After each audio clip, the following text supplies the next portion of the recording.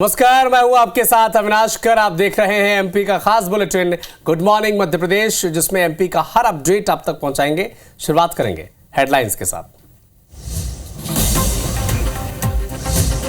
MP विधानसभा के शीतकालीन सत्र का आज तीसरा दिन। अनुपूरक बजट पर 4 घंटे होगी चर्चा।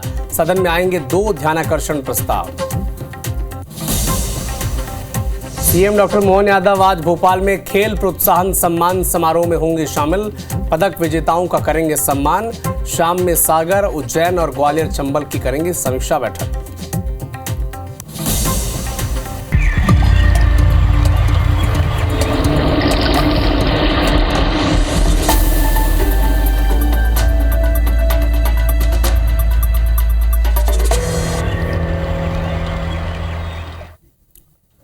सबसे पहले एक राष्ट्रीय खबर से आपको अपडेट करा दें। जम्मू कश्मीर के कठुआ में 6 की मौत हो गई है।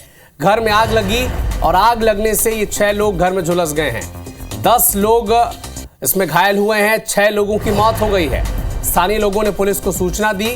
दमकल की टीम मौके पर पहुंची और झुलसे हुए लोगों को अस्पताल पहुंचाया गया है। लेकिन इस घर में जो 10 लोग मौजूद थे, जो लोग झुलसे हैं, उसमें से 6 लोगों की मौत हो गई है। स्थानीय लोगों ने पुलिस को सूचना दी है और जो पीड़ित हैं उन्हें अस्पताल पहुंचाया गया है।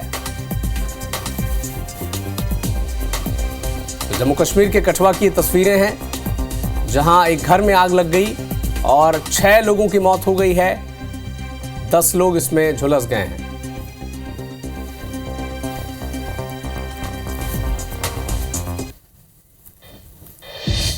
भोपाल के ऐशबाग इलाके में एक वैन में आग लग गई और ब्लास्ट हो गया। वैन में 50 फीट तक इस वैन के टुकड़े परखच्चे उड़ गए। गाड़ियों को भी नुकसान पहुंचा है। बाल बाल वहां पर आसपास के मौजूद लोग बचे हैं। ये ब्लास्ट की तस्वीरें देखिए, कैसे इस वैन में ब्लास्ट हुआ और 50 फीट तक गाड़ी के टुकड़े आसमान में उड़ते नजर आए। आसपास की गाड़ियों में भी गाड़ी हुई है। ये जो गाड़ी थे आसपास वहां पर मौजूद थे, वो भी इसकी जद में आ गए। ऐशबाग इलाके का ये वीडियो बताया जा रहा है।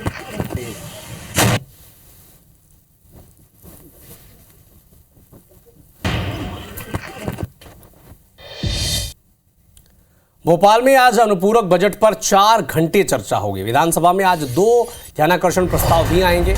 विधायक रजनीश सिंह आदिवासी बस्तियों में विकास योजना पर ध्यान आकर्षित करेंगे, जबकि योजना की राशि आवंटित नहीं होने पर सदन का ध्यान आकर्षित वो भी करने जा रहे हैं। इसके अलावा विधायक अभिलाष पांडे बढ़ते डिजिटल अपराध पर सदन का ध्यान आकर्षित करेंगे।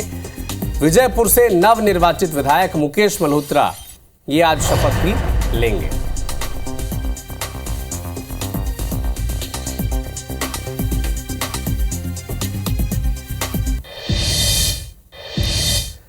भोपाल में आज सीएम डॉक्टर मोहन यादव खेल प्रतिभाओं का सम्मान करेंगे। तात्या टोपे स्टेडियम में यह सम्मान समारोह का आयोजन होगा।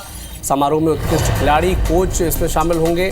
जूनियर खिलाड़ियों को खेल वृत्ति और खेल जो किट है, खेल का जो सामान होता है, वो वितरण किया जाएगा। राज्य स्तर पर पदक विजेताओं को भी सम्मानित किया जाएगा। खेलो इंडिया सेंटर के खिलाड़ी भी इसमें सम्मानित होंगे। राष्ट्रीय अंतर्राष्ट्रीय स्तर के पदक विजेताओं का सम्मान किया जाएगा। जबरदस्त व्यापार मेला लगा है क्या अभी तक।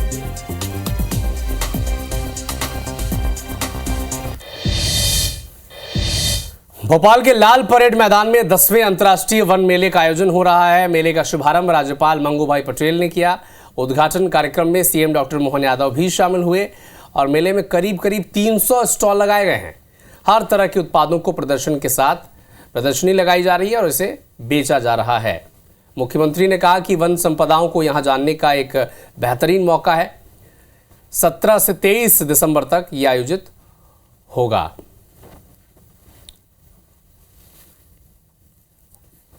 ये धीरे धीरे 2001 से चलने वाला मेला अपनी एक नई पहचान देश और दुनिया में बनाने में सफल हुआ है और हमारी वन संपदा को जानने समझने के लिए एक अच्छा मौका भी है। मेरी अपनी ओर से पूरे आयोजन को बहुत बहुत बधाई। सरकार के संजीवनी क्लिनिक खुद वेंटिलेटर पर हैं। शहर में 85 संजीवनी क्लिनिक बनाने के लिए 20 करोड़ से भी ज्यादा राशि केंद्र सरकार ने दी है। इनमें से 34 संजीवनी क्लिनिक बनाकर निगम प्रशासन स्वास्थ्य विभाग को हैंडओवर कर चुका है। इनमें से केवल 8 में ही एमबीबीएस डॉक्टर की तैनाती है, बाकी खाली हैं। ऐसे में स्वास्थ्य विभाग के लिए इन क्लिनिक को संचालित करना बड़ा चुनौती है बन चुका है और विभाग के सामने सबसे बड़ी चुनौती यह है कि क्लिनिक के लिए स्टाफ की तैनाती। दरअसल बतौर वेतन केवल 33,000 रुपये दिए जाते हैं। इतने कम वेतन के चलते कोई भी डॉक्टर सरकारी सेवा में नहीं जाना चाहता।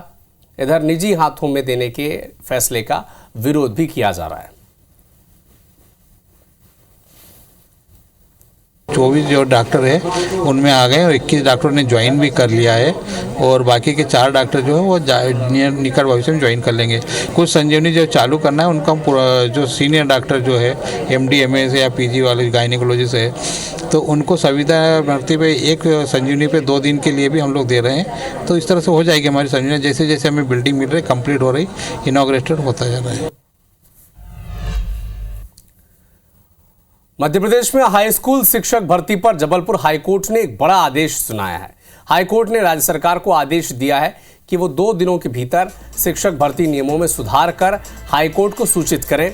हाईकोर्ट ने पाया कि प्रदेश में करीब 18,000 हाई स्कूल शिक्षकों के रिक्त पदों में से 12,000 पदों पर नियुक्तियां की गई है, लेकिन इनमें उम्मीदवारों के सेकंड डिवीजन क्राइटेरिया को लेकर बड़ा ही विरोधाभास है। दरअसल शिक्षा विभाग ने 448 ऐसे उम्मीदवारों को सेकंड डिवीजन मानकर भर्ती किया है जिनके ग्रेजुएशन मार्क्स 45 से 50% के भीतर हैं।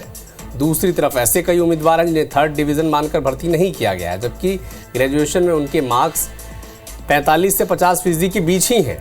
बता दें कि national council for teachers education यानी NCTE के नियमों के मुताबिक उम्मीदवारों की पात्रता ग्रेजुएशन में सेकंड डिवीज़न तय की गई थी, लेकिन कई यूनिवर्सिटी 45 से 50% अंक लाने वाले को सेकंड डिवीज़न तो कई यूनिवर्सिटी थर्ड डिवीज़न मानती हैं। ऐसे में जब शिक्षा विभाग ने अंकों की जगह केवल मार्कशीट में सेकंड या थर्ड डिवीज़न देकर भर्तियां की तो पूरी भर्ती प्रक्रिया सवालों के घेरे में आ गई है। 45 से 50% अंक वाले जो उम्मीदवार थर्ड डिवीज़न बताए जाने से शिक्षक भर्ती में सेलेक्ट नहीं हुए हैं, उन्होंने अब ये याचिका हाईकोर्ट में दायर की है। निर्देश दिए हैं कि 2 दिन के अंदर आप इस नियम को संशोधित करके और कोर्ट को अवगत कराएं। 12,000 पदों पर नियुक्ति हुई है, शेष पद रिक्त हैं। तो कोर्ट ने ये भी कहा है कि जो याचिका करता है क्या इनको नियुक्ति दी जा सकती है या नहीं, इसमें भी आप इंस्ट्रक्शन लीजिए। अन्यथा जिनकी परसेंटेज 50 से कम है, भले ही उनकी मार्कशीट में द्वितीय श्रेणी दर्ज है, वो समस्त नियुक्तियां नष्ट कर दी जाएंगी। 19 तारीख को माननीय न्यायालय द्वारा नियत की है।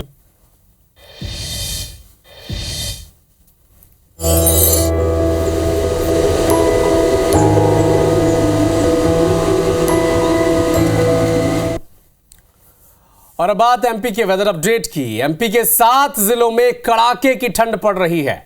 इंदौर में 5 डिग्री से नीचे आज पारा रहा है। भोपाल में भी 7 डिग्री से कम पारा रहा है। ग्वालियर अंचल में सुबह से हल्का कोहरा छाया रहा। प्रदेश में सबसे कम 1.6 डिग्री तापमान पचमढ़ी में दर्ज किया गया है। भोपाल, पचमढ़ी, राजगढ़, खजुराहो, मंडला, नौगांव, उमरिया में आज भी कड़ाके की ठंड पड़ेगी।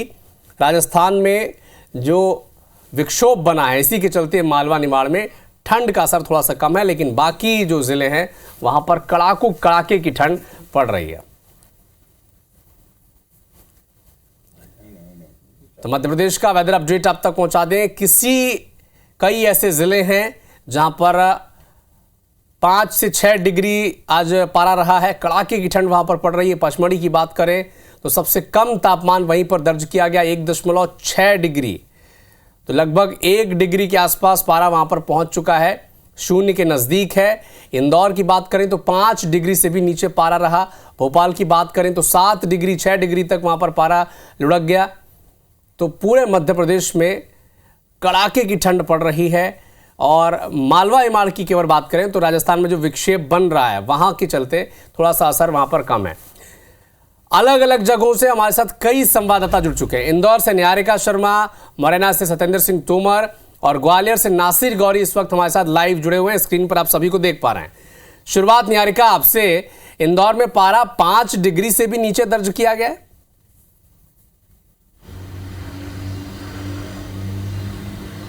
नहीं, देखिए इंदौर में जो तापमान है वो अधिकतम तापमान 30 डिग्री पर पहुंच चुका है और न्यूनतम तापमान की अगर बात की जाए तो वो 10 डिग्री तक पहुंच चुका है।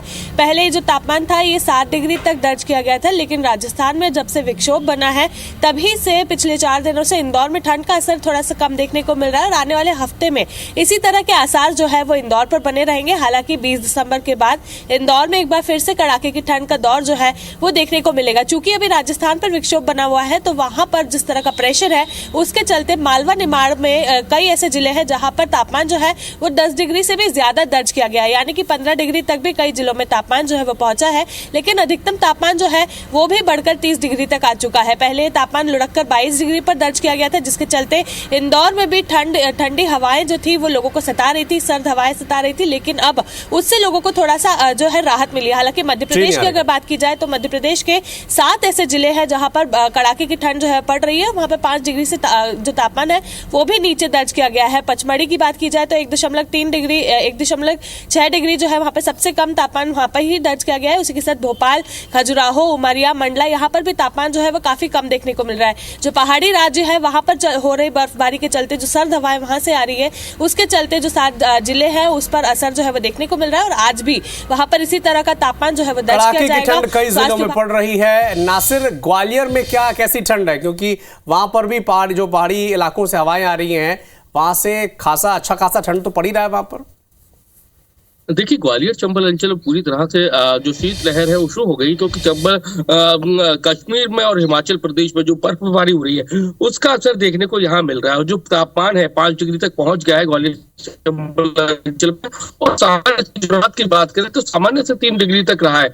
लेकिन अब सवाल ये उठता है कि जो प्रशासन को, नगर निगम को जो इंतजाम करना चाहिए, यानी कि अलाव जलाना चाहिए, रैन बसेरों को चालू करना चाहिए, वो अभी व्यवस्था है वो शुरू नहीं की गई है, जिसके चलते जो राहगीर है, जो एक शहर से दूसरे शहर में जाने वाले लोग होते हैं, रेलवे स्टेशन से, बस स्टैंड से जाने वाले लोग होते हैं, उनको काफी परेशानी का जो है सामना करना पड़ रहा है। हालांकि प्रशासन के दावे किए जा रहे हैं कि अलाव जलाए जा रहे हैं चौराहों पर, तिराहों पर, और जो रैन बसेरे वहां पर जलाए जा रहे हैं। लेकिन सबसे हैरत की बात यह है कि ये सिर्फ कागजी और जुबानी बात नजर आ रही है, क्योंकि हर बार इस तरह की ठंड पड़ती है और देखने में आता है। अगर पिछले साल की बात करें तो कुछ लोगों की डेथ भी हुई थी। और सबसे खास बात यह है कि ग्वालियर चंबल अंचल का जो जयरोग अस्पताल है वहां पर ब्रेन स्ट्रोक के जो केसेस है उनमें बहुत तेजी से इजाफा हुआ है।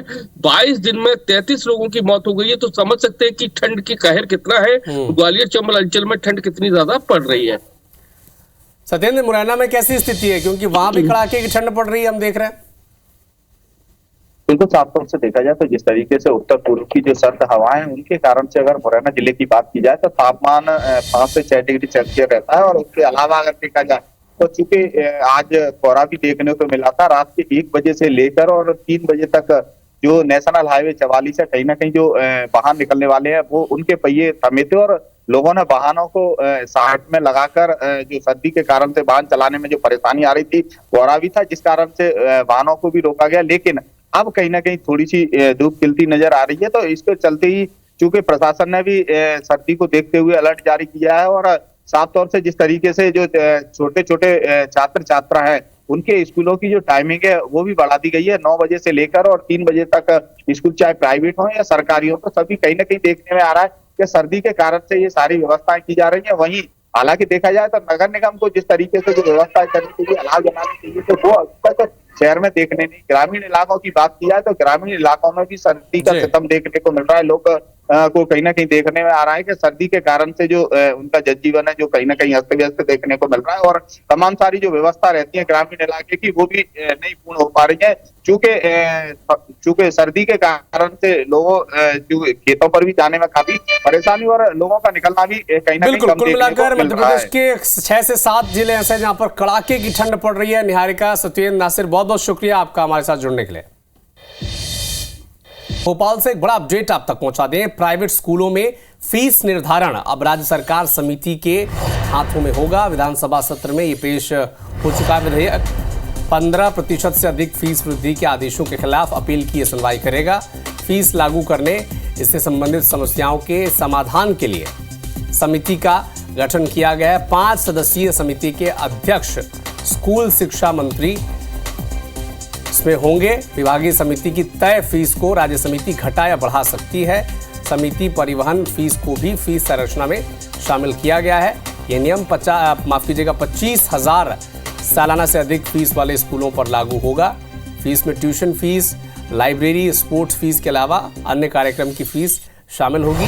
फीस का निर्धारण 3 स्तर पर होगा, जिला, विभागीय, राज्य समिति पर, और भूमि, भवन, छात्रों की संख्या, फैकल्टीज, छात्र शिक्षक अनुपात जैसे बिंदुओं को ध्यान में रखा जाएगा। तो ये विधेयक अब विधानसभा में पेश किया गया है। फीस वृद्धि के आदेशों के खिलाफ अपील की सुनवाई अब राज्य समिति के हाथों में फीस निर्धारण रहेगा।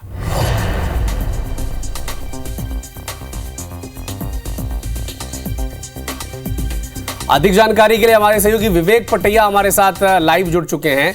विवेक, एक महत्वपूर्ण ये विधेयक है, चूंकि इस समस्या से कई लोग जुड़े हुए हैं, पीड़ित भी कई लोग हैं, और अब समाधान के लिए समिति का गठन हो चुका है।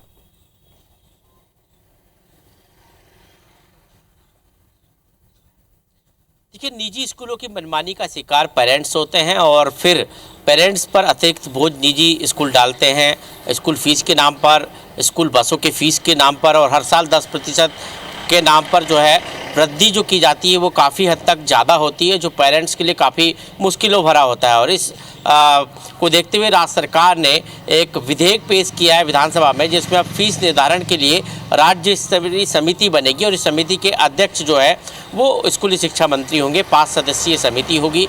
इस समिति को जो अधिकार होगा, फीस निर्धारण से जुड़ी हुई शिकायतें जो आती है उनको सुनने का अधिकार समिति के पास होगा। समिति उसको सुनेगी और सुनवाई के बाद उचित निर्णय लेगी। साथ ही फीस निर्धारण जो 3 स्तर पर होता है, जिला स्तर पर, विभागीय स्तर पर, और अब जो है राज्य स्तर पर फीस का निर्धारण होगा। साथ ही राज्य समिति को ये भी अधिकार होंगे कि जिला स्तर पर और जो विभागीय स्तर पर जो फीस निर्धारण का जो निर्धारित की जाती है उसको भी सुनवाई जो है राज्य स्तर की समिति करेगी। और एक जो बड़ा इस विधेयक के में जो प्रावधान है वो ये है कि स्कूलों की जो फीस है वो स्कूल बस की फीस और स्कूलों की फीस 25,000 से ज़्यादा यदि होती है तो उसकी सुनवाई भी राज्य स्तर की समिति में की जाएगी। फीस निर्धारण के लिए स्कूल को जो इंफ्रास्ट्रक्चर और तमाम जो सुविधाएं हैं वो भी मापदंड दिखाने होंगे, तभी फीस निर्धारण की जाएगी। ऐसे कई प्रावधान इस विधेयक में हैं और ये काफ़ी हद तक जो पेरेंट्स हैं उनके जो है अधिकारों के लिए है। उनको कहीं ना कहीं इस विधेयक से एक राहत मिलने की उम्मीद है। हालांकि आने वाले सत्र में पेरेंट्स को जो इस समस्या से पीड़ित है और कई ऐसे लोग हैं, आप नजर बना के रखिएगा। विवेक, आपसे आगे भी अपडेट हम लेंगे। शुक्रिया।